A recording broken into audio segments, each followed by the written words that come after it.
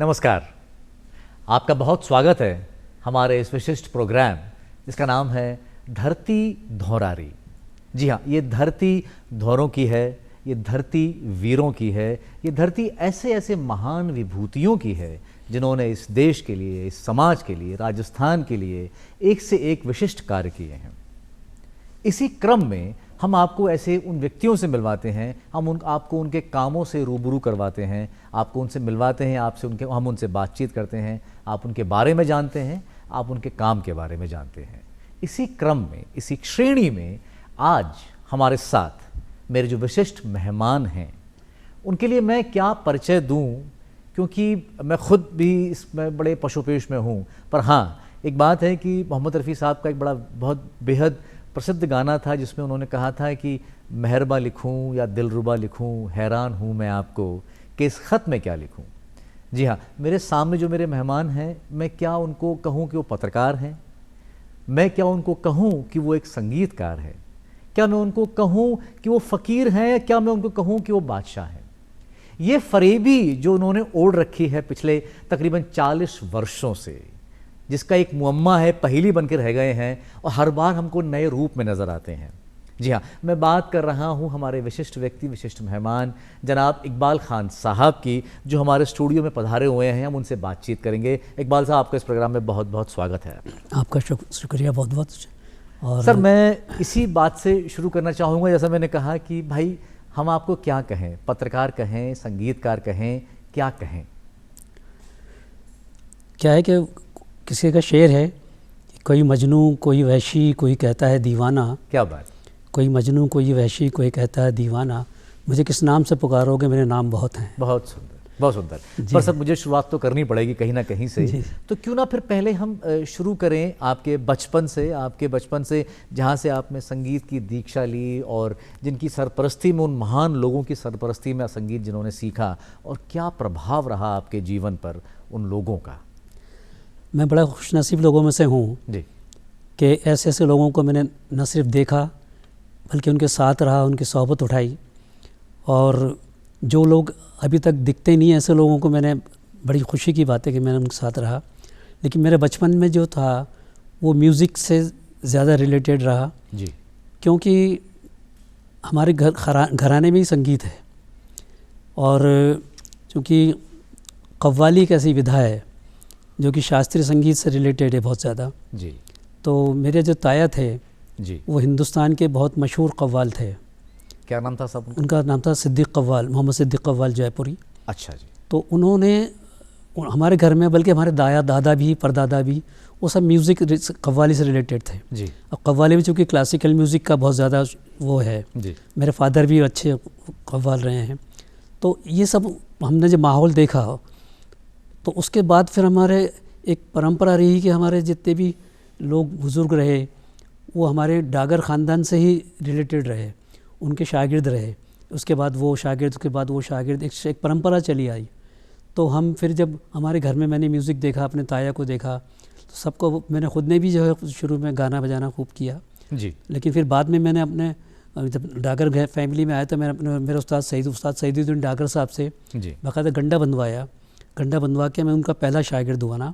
और मैंने करीब अभी भी 50 साल से करीब सीख ही रहा हूँ, ध्रुपद के आलाप वगैरह सब ये। जी। तो आप ये कहना चाह रहे हैं कि डागर, जो मशहूर डागर ब्रदर्स हैं, डागर बंधु जिन्हें हम कहते हैं, और जिनका नाम बड़े सम्मान से इस पूरे देश में लिया जाता है, आप उनके पहले शिष्य थे? उनके उस्ताद सईदुद्दीन डागर, अच्छा, उनके मैं पहला शिष्य रहा हूँ। उनके वंशज के जो इस परंपरा को आगे बढ़ा रहे थे। 19वीं पीढ़ी के थे। आजकल उनकी 20वीं पीढ़ी चल रही है, वो हमारे गुरु 19वीं पीढ़ी के थे। जी। तो 19वीं पीढ़ी के जब उस्ताद सईदुद्दीन डागर साहब थे, वह जयपुर में भी रहे बहुत। जी। तो उनका मैं घंटा बन शागिर्द रहा। जी। तो इकबाल साहब, आप उन लोगों से परिचय में आए, आप उनसे सीखा आपने उनसे, तो एक बड़ा जाहिर सा सवाल बनता है कि उनका प्रभाव, उन्होंने आपको मुतासिर भी किया होगा, काफ़ी प्रभाव रहा होगा। तो वो कुछ ऐसी कोई बात जिसको कि कोई ऐसा वाक़या हुआ हो जो आपको लगता हो कि भाई प्रभाव तो ये रहा कि ऐसे लोगों के संगत में रहने से ना सिर्फ संगीत ही रहा बल्कि कई चीज़ें सीखने को मिलती थी हमें। हमारे कल्चर, हमारी संस्कृति का क्या वो है एस्पेक्ट्स हैं, किस तरीके से हमें बुज़ुर्गों के साथ रहना चाहिए, जी कितना कैसे उठना चाहिए, कितना कैसे बैठना चाहिए, जी और किस तरह से उनके पीछे पीछे चलना चाहिए, उनके आगे नहीं। जी अगर हम उनके साथ चलते थे तो उनके पीछे पीछे चलते थे। जी। अच्छा। जी, हम कभी हमने कोशिश भी, मतलब अगर गलती से पैर आगे पड़ जाता तो हम वापस पीछे अपने पैर पीछे कर क्या देते बात थे। है। हाँ, मतलब ये तरीका, ये संस्कृति है हमारी ये संस्कृति। कि अपने बुज़ुर्गों के आगे अगर आप चल रहे हैं तो मतलब आप कुछ अपने आप को पता नहीं क्या जी, समझ जी, रहे जी, हैं। जी, बहुत। तो हमारे गुरुजी या हमने यही सीखा।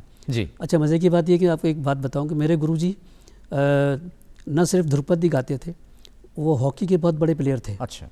मतलब एक ध्रुपद गायक और हॉकी प्लेयर, हॉकी दोनों बड़ी, हॉकी और क्रिकेट दोनों के वो खूब खेलते थे। अच्छा। कलकत्ता में। तो इस तरीके से उनसे हमें कई चीज़ें सीखने को मिली हमें, किस तरह से बात करनी है लोगों से, कैसे कपड़े पहन के जाना है, कौन से कैसे माहौल में, कैसे फंक्शन में कैसे कपड़े पहन के जाना सब चाहिए। सलाहियतें ये उन्होंने, सारी सलाहियतें हैं जो ये संस्कृति जो पूरी हमारी है, जी। वो संगीत के साथ साथ हमें वो भी सीखने को मिली। बहुत कमाल की बात है सर। मैं आपसे ध्रुपद के बारे में भी जानना चाहूँगा, कुछ सुनूंगा भी आपसे, पर पहले क्यों ना हम डागर साहब की ज़बानी में कुछ आपके बारे में सुन लें। क्या ध्रुपद से सुनना चाहेंगे? तो डागर साहब ने क्या कहा है आपके लिए? डागर साहब ने तो वो तो इतनी, मतलब हमें सिखाते थे और हमें, हाँ, हमें सिखाते थे और सुबह 4 बजे उठाते थे। अच्छा, फिर ये कि आज के माहौल में ऐसे सीखने वाले नहीं और ऐसे सिखाने वाले भी नहीं हैं। बहुत देखिए। अच्छा, एक बात देखिएगा कि आपके लिए इस यहाँ पे तस्वीर पे, वीडियो स्क्रीन पे देखिए डागर साहब क्या कहना चाह रहे हैं, आप ज़रा खुद ही देख लें। वासिफुद्दीन डागर साहब, पद्मश्री। ये देखिए सर। नमस्कार, आदाब। मैं डागर परिवार का एक तुच्छ व्यक्ति हूँ। तो मैंने इस तरह से शुरू किया कि हमारे पूर्वज यहाँ पे जयपुर में हमेशा से रहे हैं, और जिस शख्सियत के लिए मैं बात करने जा रहा हूँ उनका परिवार कई पीढ़ियों से हमारे साथ लगा हुआ है। इकबाल खान जो सांस्कृतिक संवाददाता रहे हैं राजस्थान पत्रिका के, जिनकी इनिशियल ट्रेनिंग उस्ताद सईदुद्दीन डागर साहब ने 70s में उनको सिखाया, ध्रुपद सिखाया। फिर उसके बाद उन्होंने श्री गोपाल पुरोहित जी के सानिध्य में उन्होंने पत्रकारिता सीखी, समझी। वैसे तो उनको सब लोग जानते ही हैं, इकबाल भाई का इकबाल बहुत बुलंद है, संगीत बहुत अच्छी तरीके से जानते हैं। ध्रुपद और ख्याल में भी उन्होंने डिग्री हासिल की है, और रंगनाथ से उन्होंने हर हफ्ते कुछ ना कुछ हर कलाकार के लिए लिखते थे। बहुत से ऐसे कलाकारों के लिए भी लिखा है जो बहुत पिछड़े हुए थे, जिनको स्पेस नहीं मिलती थी, उनको भी उन्होंने स्पेस दिलवाई। और बहुत ही लर्नेड, बहुत ही मतलब सांस्कृतिक संवाददाता तो है ही है, लेकिन संस्कृति भी बहुत अच्छी तरीके से जानते हैं। क्या बात है आपके बारे में, इतनी ये उसी परिवार के वंशज हैं जो आपके बारे में कह रहे हैं। उस्ताद वासिफुद्दीन डागर 20वीं पीढ़ी के कलाकार हैं। 20वीं पीढ़ी के कलाकार, डागर फैमिली की 20वीं पीढ़ी मेरे ख्याल से राजस्थान, इंडिया में जो है किसी घराने में बहुत कम है 20वीं पीढ़ी अभी तक। जी, समझ गया। तो यानी कि पहले हम आपको इस खांचे में डाल देते हैं कि आप एक संगीतकार भी हैं, और मैं दर्शकों की बात कहना चाहूँगा कि आपने, इकबाल साहब ने अखबारों में बहुत लिखा है, बहुत ज़्यादा इन्होंने कल्चरल प्रोग्राम को कहें तो एक तरीके से राजस्थान में कल्चरल कवरेज की जो शुरुआत है और जिस लेवल पे लेके गए थे आप, ये बहुत बड़ी बात थी इनके लिए, आपके लिए, हम लोगों के लिए भी। तो ये जो आप कल्चरल प्रोग्राम्स कवर करते थे, ये करते थे, तो मैं ऐसा मान लेता हूँ कि आप एक बहुत बड़े संगीत के जानकार भी हैं, और जैसा संगीत पे आपने लिखा है वो कमाल का लिखा है। थोड़े बहुत जानकार हैं। ये आपका बड़प्पन है सर। पर मैं ये चाहूँगा कि कुछ थोड़ा सा आपकी तरफ से संगीत पे कुछ आप हमें सुना सकें तो बड़ा अच्छा रहेगा। देखिए, एक्चुअली हमारा भारतीय संगीत जो है ना, आजकल क्या है कि बहुत ज़्यादा म्यूज़िक का वो चलन बहुत हो गया, क्लासिकल म्यूज़िक, अच्छी बात है, ये बहुत कॉन्सर्ट्स होने लगे हैं। लेकिन क्या है कि आजकल इसको लोग एज ए मनोरंजन, एंटरटेनमेंट के हिसाब से देखने लगे हैं जी। जबकि ये हमारा भारतीय संगीत जो है, शास्त्रीय संगीत जो है, ये हमारा एक तरीके से आध्यात्मिक से जुड़ा हुआ है। क्या बात। अध्यात्म से जुड़ा हुआ है। इवन ख्याल जो है शास्त्रीय संगीत में, उसमें भी आपको ऐसे कंपोजिशन मिल जाएंगे जो कि सास ससुर के या ननद के या भाभी के या अपने पति के या अपने प्रेमी के, इसी तरीके से बातें ज़्यादा उसमें होती हैं जी। कि पिया नहीं आए और ये सारा सब चीज़ें हैं। लेकिन ध्रुपद जैसी गायकी है जिसमें सिर्फ और सिर्फ खालिश रूप से देवी देवताओं की स्तुतियाँ ही जी, उसमें गाई बजाई जाती हैं। और उसमें जो आलाप किया जाता है ध्रुपद में, नोम तोम का आलाप होता है, वो अनंत हरि ओम अनंतम तारण तारणी हरम हरि ओम, ये इसमें हम जब ना ना ताता वारा रा रा करते हैं ना, तो ये उसका श्लोक है, ये उसका ये इसका सिलेबस है जी। अनंततम तरण तारणी तम हरि ओम नारायण अनंत हरि ओम नारायण। तो ना ना रा रा रे रे नी जो करते हैं गाने में, ये फालतू नहीं है, ये इसके पीछे इसका सिलेबस है। तो ये अब जैसे मैं आपको करके बताऊं थोड़ा सा, एक मिनट का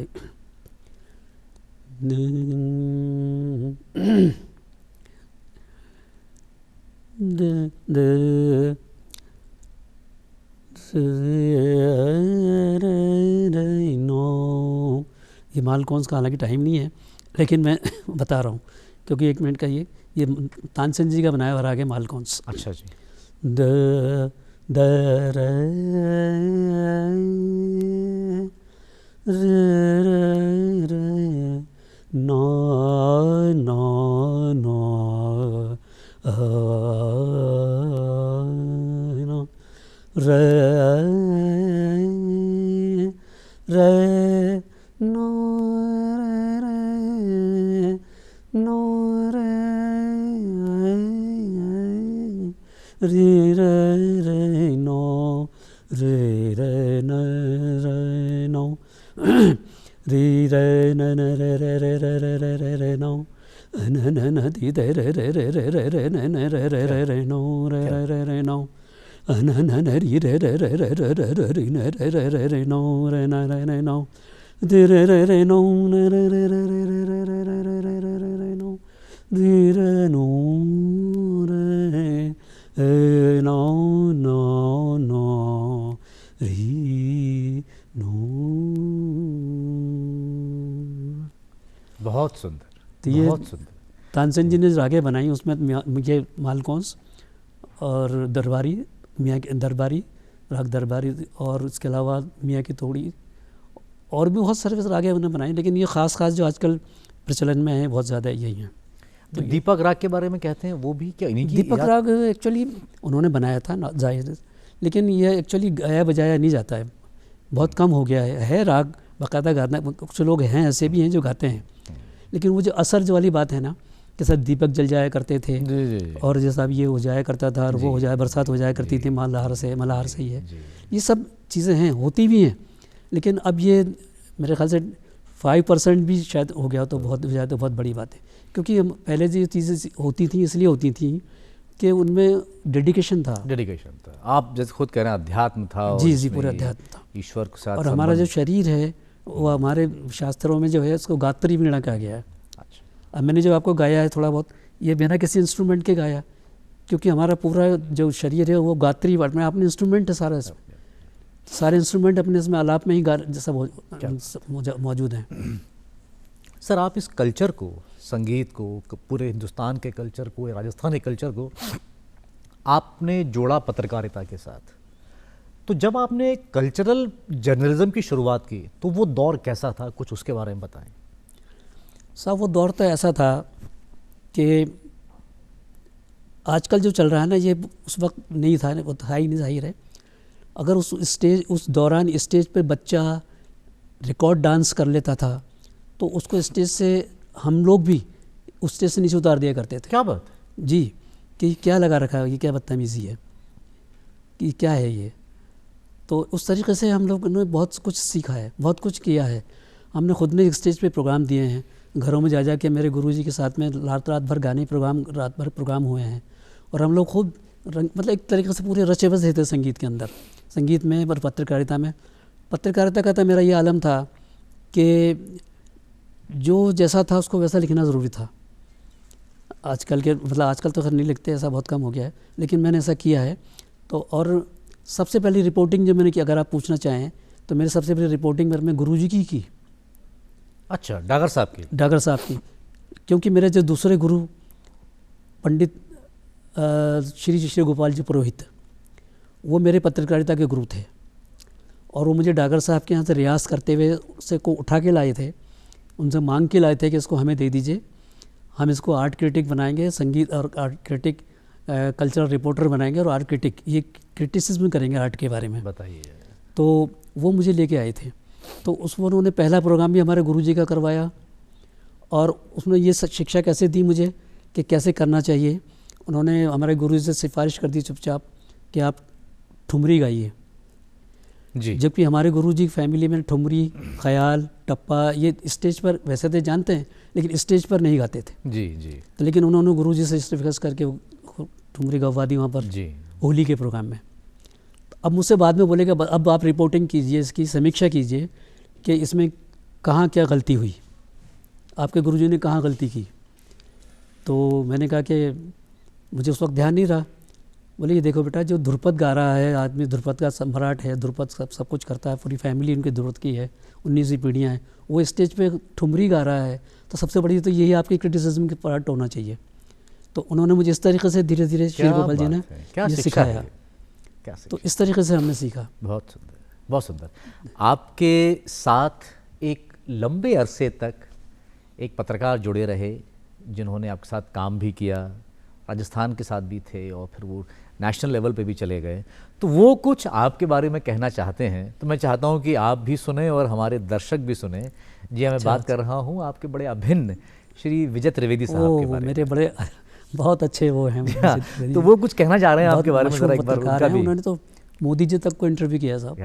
क्या बात है। जी जी। तो आइए सुनते हैं वो क्या कहते हैं आप। जी जी।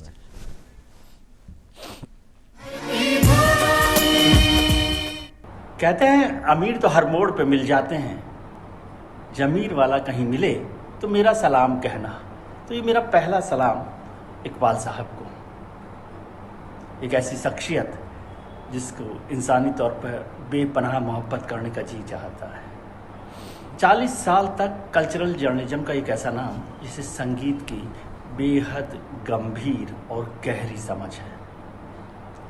दरअसल पत्रकार कहना वो हमको 40 साल तक गुमराह करते रहे कि वो पत्रकार है। पत्रकारों वाला कोई गुण उनमें नहीं है, ना अहंकार है, ना दिखावा है, ना ये जताना कि वो सब जानते हैं। अक्सर कहा जाता है कि मन का करना कहाँ आसान होता है, बहुत सारे प्रलोभन छोड़ने पड़ते हैं, बहुत सारी बातों को छोड़ना पड़ता है और अपनों को नाराज करना पड़ता है।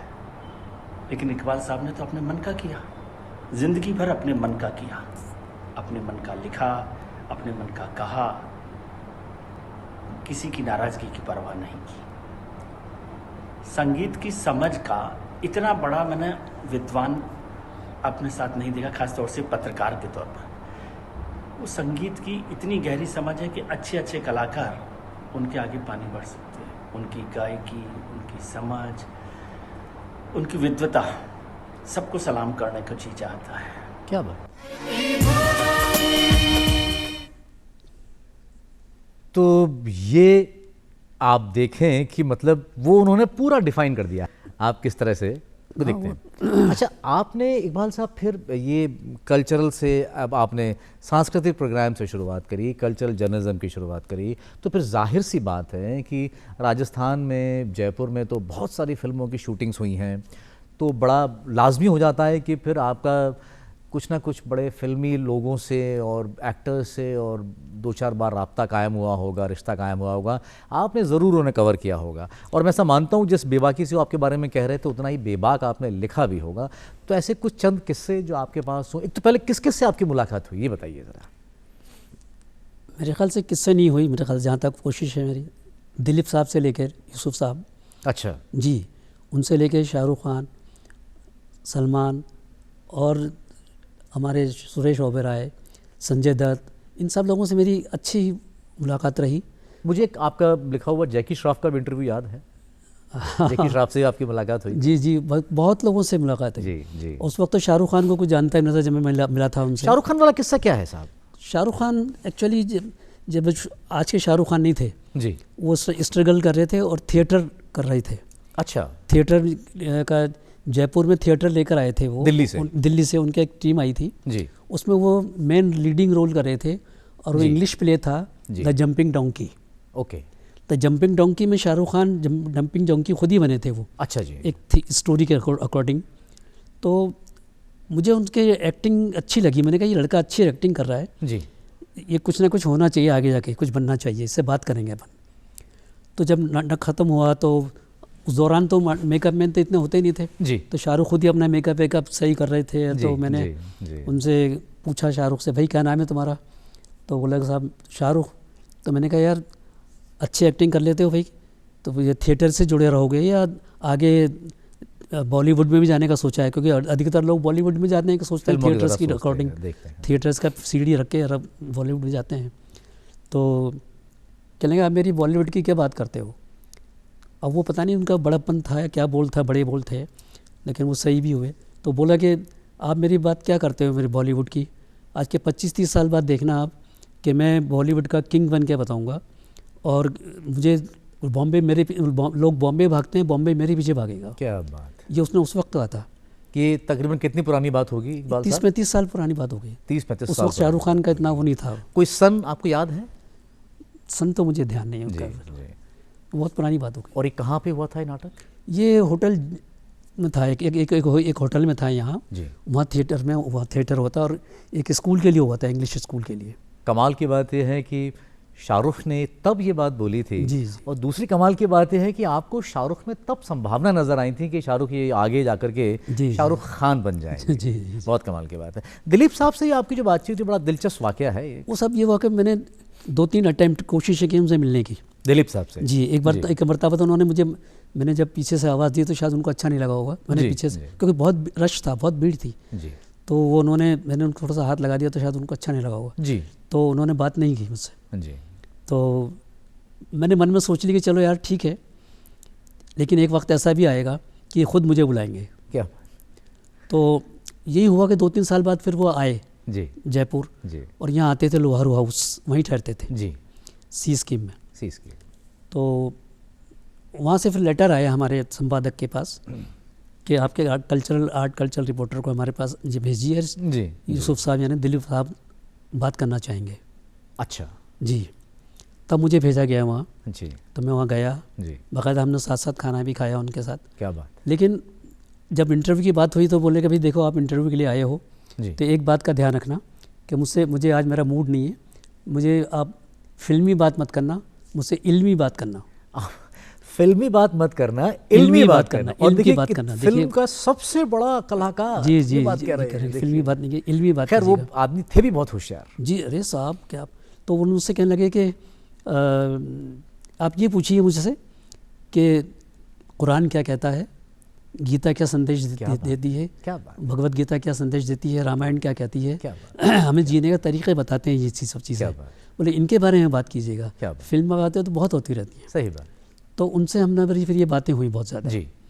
तो बहुत अच्छा लगा उनसे मिलकर कि ऐसे शख्स, एक्चुअली मैं तो उनसे घबरा भी गया क्योंकि पहली मरतबा जी। दिलीप साहब को देखना, एक पर्सनैलिटी देख के मैं घबरा गया। तो बोले घबराइए मत। फिर मैंने कहा सर मुझे एक शेर याद आ रहा है आपको सुनाने के लिए कि तुम मुखातिब भी हो, करीब भी, तुमको देखें कि तुमसे बात करें। जी। तो मैंने कहा मैं आपको देखने में लग गया कि आपसे बात भी क्या करनी चाहिए। तो बोले इस तरीके से बेहद खूबसूरत भी थे वो, तो बेहद खूबसूरत भी। बेहद साहब। देखिए बात दिलीप साहब की हो रही है इकबाल साहब, और बातचीत बहुत दिलचस्प हो रही है। आपका किस्सों की तो भरमार है। खैर आपको जीवन में ऐसा ही है। खैर दिलीप साहब जो भी एक्टिंग करते, जैसे देखा हम लोगों ने, बहुत कमाल की एक्टिंग करते थे, बहुत कमाल। वो एक्टिंग नहीं करते थे, वो रियल होते थे। जी हाँ, वो रियल मेथड एक्टर कहते थे उनको, डेफिनेटली। सर आप इकबाल साहब आपने स्कूल में थे तो आप भी सरस्वती वंदना और उन सब चीज़ों का पाठ कराया करते थे बच्चों को? ये मैं आर्य समाज में पढ़ाता था। अच्छा। आर्य समाजी हमारे गुरु हुआ करते थे। जी जी। तो मैं स्कूल जाती सबसे पहले तो मेरे से गायत्री मंत्र मैं खुद बोलता था। जी। उसके बाद शांति पाठ का एक बड़ा चैप्टर होता था, बड़ा सा हमारे सामने। अच्छा। बहुत बड़ा होता था वो। जी। तो वो मैं पढ़ता था। फिर उसके बाद फिर बच्चे बोला करते थे। तो ये ओम देव शांति अंतरिक्ष गुण शांति श्यामा शांति वेदी, तो ये सब मैं बोलता। उसके बाद धीरे धीरे सारे बच्चे बोलते थे। तो ये मेरे आदत में आ गया था। मैं मतलब पूरा, इवन मोती कटला स्कूल में जब पढ़ता था तो वहाँ के मोतियों में हम शामिल हो गया।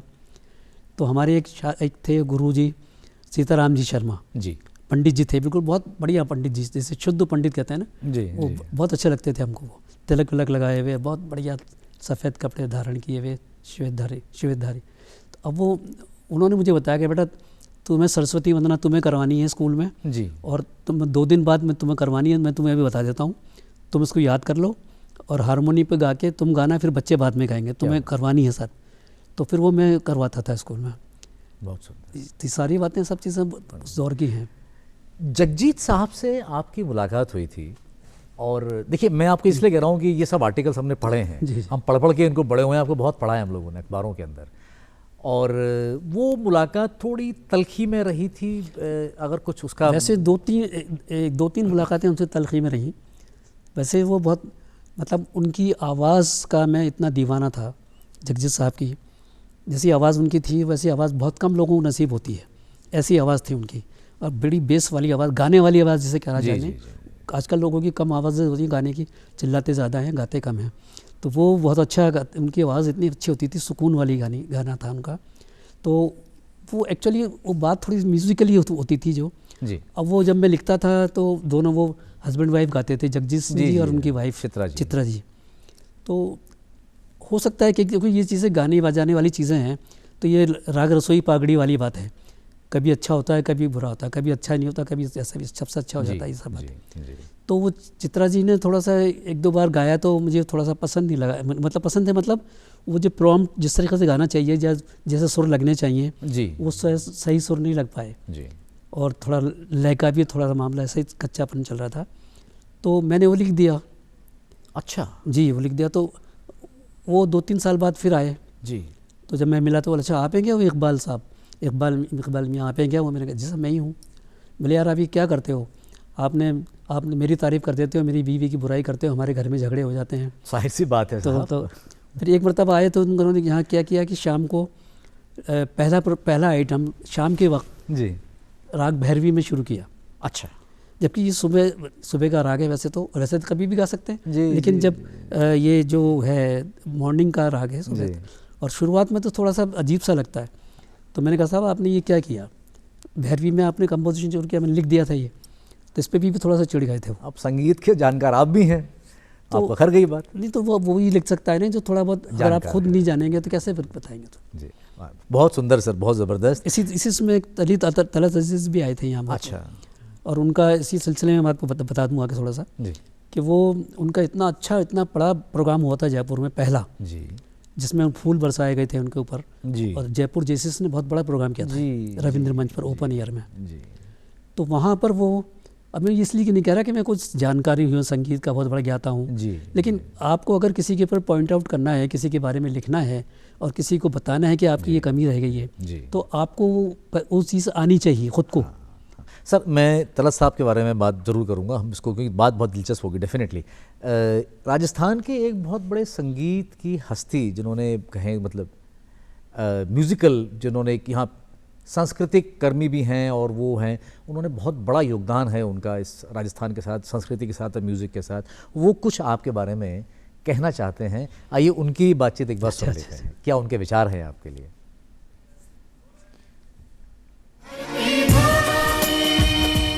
जनाब इकबाल खान साहब संगीत की सभी विधाओं के विशिष्ट जानकार हैं। सुगम संगीत से लेकर उपशास्त्रीय और शास्त्रीय संगीत तथा ध्रुपद की बारीकियां इनके खून में रची बसी हैं और साथ ही ये एक उत्कृष्ट कोटि के पत्रकार भी हैं। ये ऐसे डेडिकेटेड पत्रकार हैं जो हम लोगों ने देखा है 50 वर्ष पहले, 45 वर्ष पहले जब ये पत्रकारिता के क्षेत्र में आए थे और पहला ध्रुपद समारोह श्री गोपाल पुरोहित जी ने आयोजित किया था। उस समय रात के 12 बजे के बाद ठिठुरती हुई ठंड में पत्रिका कार्यालय में जाकर न्यूज़ देना, लिखना और उसको छपवाना एक बहुत ही मुश्किल कार्य था। आज आम तौर पर पत्रकार 8 बजे के बाद ये न्यूज़ कल लगेगी कहकर उसको टाल देते हैं, लेकिन उस समय रात को 12 बजे प्रोग्राम समाप्त होने पर भी ठंड के मौसम में भी ये पत्रिका कार्यालय जाकर न्यूज़ लिखते थे और लाइनोग्राफी से उस वक़्त कंपोजिंग होती थी, फिर भी वो न्यूज़ उसी दिन छपती थी। ये जो उनका जो समर्पण है पत्रकारिता में और संगीत के प्रति, इसने जयपुर में कई कलाकारों को प्रोत्साहन दिया, अच्छे कलाकारों की बात श्रोताओं तक पहुंचाई, पब्लिक तक पहुंचाई, और ख़ास तौर से ध्रुपद का प्रचार प्रसार में इनका महत्वपूर्ण योगदान रहा। बहुत कमाल की बात है, ध्रुपद के प्रचार प्रसार में योगदान रहा। देखिए मारू साहब कितनी अच्छी बहुत मौलिक बात बोल रहे हैं। सर एक बात बताएं कि पत्रकारिता, कल्चरल जर्नलिज्म की बात हो रही है, दो बातें हैं यहाँ पे। आपको पत्रकारिता का खलीफा भी कहा था और कुलिश जी ने कहा था आपको पर मेरा सवाल एक अलग है। कुछ सवाल ये है कि जर्नलिज्म कभी कभी, मैं छोटे से आपसे जानना चाहूँगा संक्षिप्त में इसका, कि जर्नलिज्म और एक्टिविज्म में थोड़ा फ़र्क भी है और कभी कभी एक जैसे हो जाते हैं। पत्रकार कभी कभी एक्टिविस्ट बन जाता है, तो आप इसको किस नज़रिए से देखते हैं? थोड़ा सा सवाल अलग है आपके। अमूमन देखा जाए तो ये जो जर्नलिज्म है और एक्टिविस्ट जो होते हैं जी, ये एक तरीके से चोली दामन का साथ है। अच्छा जी, क्योंकि मोस्टली जो पहले के जो लेखक रहे, जी। राइटर्स और जो भी लगे, वो ज़्यादातर एक्टिविस्ट भी थे। एक्टिविस्ट थे और इनसे जुड़े रहते थे। जी, लेकिन मेरा मतलब ये है कि वो अच्छे काम भी करते थे, नो डाउट। देश की आज़ादी में बड़ा एक्टिविस्ट का बड़ा योगदान रहा, लेखन का बड़ा योगदान रहा, लोगों को जागृत किया। पर इसमें कभी कभी क्या होता है कि इनको मंजिल जब मिल जाती है ना, तो वहाँ तक तो ठीक है, लेकिन वो मंजिल से भी आगे निकल जाते हैं तो वो थोड़ा सा दुखदाई होता है। बाकी तो ये दोनों एक चोली दामन का साथ है और दोनों का साथ रहना भी चाहिए, मेरा मतलब ये है। जी, बहुत कमाल की बात है सर। तो आपके बारे में एक व्यक्ति और, देखिए बहुत सारे लोग हैं जो आपके बारे में कहना चाहते थे, हमें तो पता पड़ा कि भाई ये तो बहुत कमाल की बात है। तो रोनू मजुमदार भी कुछ आपके बारे में कहना चाहते हैं। मैं चाहता हूँ कि आप उनको भी सुने, हमारे दर्शक भी। नमस्कार, मैं रोनू मजुमदार। इकबाल भाई के लिए कुछ बोलना बहुत ही मेरे लिए खुशी की बात है। इकबाल भाई मेरे मित्र भी रहे, बड़े भाई की तरह भी रहे, और उनकी लेखनी बहुत शानदार रही। जब भी उन्होंने पत्रिकाओं में लिखा, ईमानदारी से लिखा और म्यूज़िक के नॉलेज के साथ लिखा, और बहुत अच्छे व्यक्ति हैं, मित्रों के मित्र हैं, और ध्रुपद गायकी से उनका नाता रहा है। लेखनी के अलावा इकबाल भाई को ध्रुपद गायकी और उसकी परंपराओं का भी बहुत ध्यान है।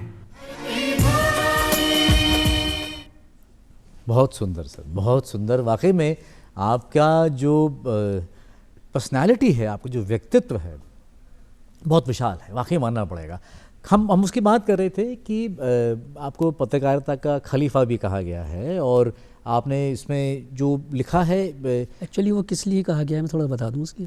तो कुछ निर्भीक पत्रकारिता की बात थी क्या? हाँ, वो खलीफा भी मैं पहले बता दूं जी, क्योंकि कुलिश जी मुझे मजाक में सही या वैसे भी जी, जब भी मिलते थे, हाँ भाई खलीफा, वो इसलिए कि हमारे जो गुरु थे श्री गोपाल जी पुरोहित जी, वो कुलिश जी से सीनियर थे जर्नलिज्म में, पत्रकारिता में। और कुलिश जी जैसा पत्रकार मैंने नहीं देखा अपनी ज़िंदगी में। इतना ज़बरदस्त इंसान, इतने ज़बरदस्त, एक तरीके से वो लोगों के लिए एक फरिश्ता भी थे। तो ऐसे पत्रकार बहुत कम देखे। तो वो मुझे खलीफा ये इसलिए कहते थे क्योंकि वो श्री गोपाल जी से जुड़ा हुआ था। मैं श्री गोपाल जी का शागिर्द था जी, और वो भी श्री गोपाल जी को अपना गुरु मानते थे एक तरीके से, कुलिश जी जी। तो इसलिए वो खलीफा सिस्टम चला आता है इसमें। भारतीय संस्कृति में ये होता है कि अगर एक गुरु के दो शिष्य होते हैं तो फिर वो आपस में एक दूसरे खलीफा हो जाते हैं। खलीफा हो जाते हैं। दूसरा आप बता रहे हैं कि निर्भीक पत्रकारिता की क्या पूछा था आप? निर्भीक पत्रकारिता आपको जोड़ा गया है इस बात से कि आपने वो कहते हैं ना कि दिन को दिन कहा है और रात को रात का। वो मुझे वो पंक्ति याद आ गई कि गोरखनाथ पांडे की है कि राजा बोला रात है और रानी बोली रात है, मंत्री बोला रात है और संतरी बोला रात है, सुबह सुबह की बात है। तो आपने ऐसा नहीं किया है, तो ये क्या है, मतलब ये हौसला, ये जिगर कैसे? लेकिन बुजुर्गों से मैंने यही जो मेरे ज़िंदगी में असर पड़ा, इफ़ेक्ट पड़ा मेरी लाइफ के ऊपर, वो कुलिश जी रहे, श्री गोपाल जी पुरोहित रहे, कुलिश जी रहे, उसके बाद हमारे उस्ताद सईदुद्दीन ठाकर साहब रहे जी। और उसके बाद हमारे आजकल मेरे जो गुरु हैं, आध्यात्मिक गुरु यानी मेरे पीर, क्योंकि आध्यात्मिक मामला भी थोड़ा सा अपने वो है, तो मेरे पीर हैं हज़रत सूफ़ी हज़रत हबीबुर रहमान नियाज़ी साहब। अच्छा। नियाज़ी सिलसिले के बहुत बड़े वो हैं, तो उनका बड़ा असर है मेरे ऊपर। ऐसे लोगों का मेरे ऊपर ज़िंदगी पर बड़ा असर रहा है। तो मैंने ज़िंदगी में कभी झूठ बोलना या किसी की चापलूसी करना, ये चीज़ें मतलब अभी तक खुदा का करम है कि मैं इन चीज़ों से थोड़ा दूर रहता हूँ। जी जी। और ना ठीक है, कोई आ गया तो अच्छी बात है, लेकिन ऐसा कुछ नहीं है। तो वो मेरी ज़िंदगी, अब मेरी लाइफ में ये रहा, ज़िंदगी में ये रहा कि सच बोलो चाहे कुछ भी हो। जी। तो जब मैं लिखता था, अभी एक वाक़या बताऊँगा, रविशंकर जी का प्रोग्राम चल रहा था जी। झालावाड़ फेस्टिवल में। अच्छा। ये कई साल पहले की बात है अभी।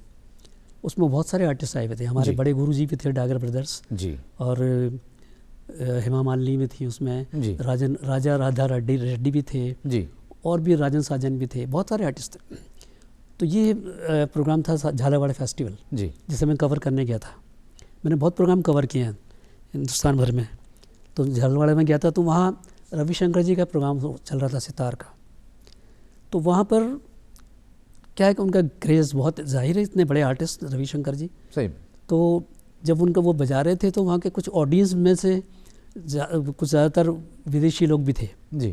तो विदेशी लोगों को इनसे हमारे कल्चर का बड़ा कम ज्ञान उस वक्त था। हाँ, आज कब तो बहुत हो गया, अब तो खुद ही वो हाँ। आर्टिस्ट हो गए हैं बहुत लोग, और विदेशी आजकल तो बहुत बड़े आर्टिस्ट हो गए। जी जी। तो वो रविशंकर जी सितार बजा रहे थे, तो उन्होंने सितार बजाते रहे, और वो जो ऑडियंस में जो विदेशी लोग और खुद इंडियन भी थे, वो सिगरेट पी रहे थे। ओहो। सिगरेट के छल्ले उड़ा रहे थे, और वो जी, बड़ा जी, धूप। जी। तो मुझे बड़ा अजीब सा लगा। मैंने कहा रविशंकर जैसे आर्टिस्ट यहाँ बजा रहे हैं, और भारतीय संस्कृति का ये सब चल रहा है, संगीत साधना है, संगीत अध्यात्म साधना है। हो रही है, और ये इस तरीके से कर रहे हैं। तो ये किसी ने पॉइंट आउट नहीं किया, और मैंने किया उसको। जी। मैंने उसको लिखा इस बात जी। को कि ये अजीब सा लगा, इन सितार के बीच में ये सब कुछ चल रहा था, ये संस्कृति के ख़िलाफ़ था हमारी। तो इसको लेकर दिल्ली के बड़े अखबार की एक रिपोर्टर ने मुझे कहा, मुझसे मिलने आई, कहने के आपने ये क्या किया कि रविशंकर जी के बारे में लिख दिया आपने। मैंने कहा भाई, मैंने रविशंकर जी के बारे में नहीं लिखा, मैंने ये लिखा है कि वहाँ का क्या माहौल था, और ये नहीं होना चाहिए था। रविशंकर जी को उस वक्त नहीं बजाना चाहिए था, बंद कर देना चाहिए था अगर ऐसा माहौल था तो। क्या तो ये सब चीज़ें लिखने वाली, ये निर्भीकता है, ये बेखौफ है। जी। मैंने भी एक थोड़ी सी, हम लोगों ने भी निर्भीकता निभाई है। हम आपके बारे में जब कुछ जानकारी इकट्ठी कर रहे थे, तो हमने आपके घर के अंदर सेंध मारी थी। अच्छा। और हमें पता पड़ा हम लोगों को कि साहब पीनाज मसानी भी आपके घर पे एक बार आके गई हैं साहब। तो पीनाज मसानी जी भी आपके बारे में कुछ कहना चाहती हैं सर। अच्छा। वो भी मैं चाहता हूँ कि आप सुने, और हमारे दर्शक जो इस प्रोग्राम को देख रहे हैं, बहुत बहुत उनको मज़ा आ रहा होगा इस बातचीत के अंदर, वो भी इसको सुने। वो एक अच्छे आर्टिस्ट हैं। अरे साहब, बहुत बहुत ज़बरदस्त, बहुत ज़बरदस्त। मधुरानी जी की शिष्या हैं वो। जी, आइए सुनते हैं क्या कहती हैं जी, आपके जी, बारे जी, में जी, पीनाज जी।